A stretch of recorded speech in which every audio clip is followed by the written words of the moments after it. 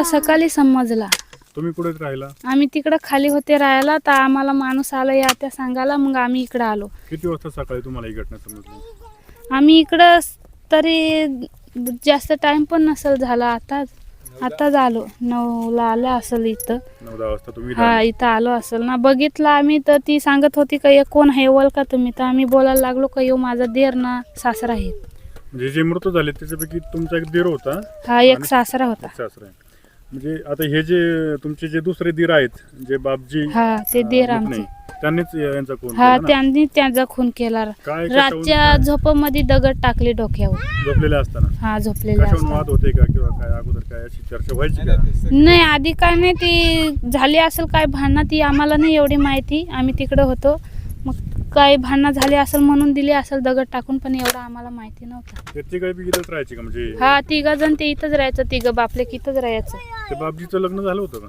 हा त्याचं पहिले लग्न झालं होतं, त्याची बायको गेलती तर त्या डोक्यात सटकू झालेला. म्हणजे त्याच्यामुळे थोडासा विमनस हा डोक्यात सटकू होता त्याच्यावर थोडा बाहेरचा होता.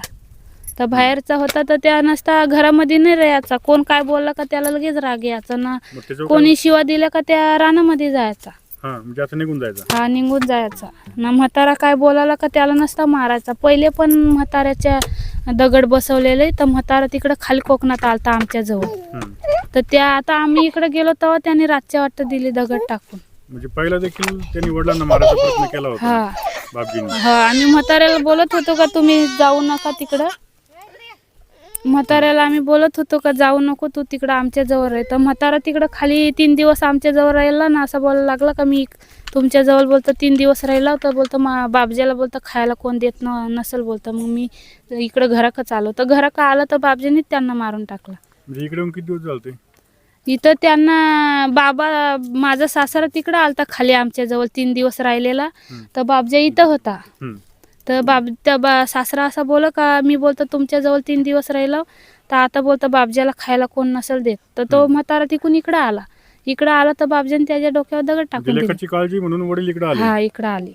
त्याचं नको हाल व्हायला. हा हाल नको व्हायला, पण त्यानेच मारून टाकला. त्या वाराला त्याच्या अंगावर त्या बाहेरचा आहे ना, तर वाराला त्या कोणाला शिवा द्यायचा. तिकडं आलता खाली तर आम्ही त्याला बापजाला जेवायला दिलता, तेव्हा चांगलाच होता तो. पण असं कंचा वार जर आला का त्या डोक्यात चक्रम जायचा, मग कोणाला शिवा द्यायचा. त्याच्यावर काय दवाखान्यात उपचार वगैरे चालू होते का? नव्हते चालू. त्याला बाहेरचा होता? हा बाहेरचा होता.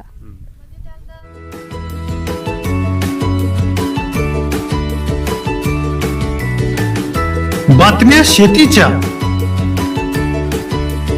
बातम्या मातीच्या, बातम्या अन्यायाच्या, गुन्हेगारीच्या,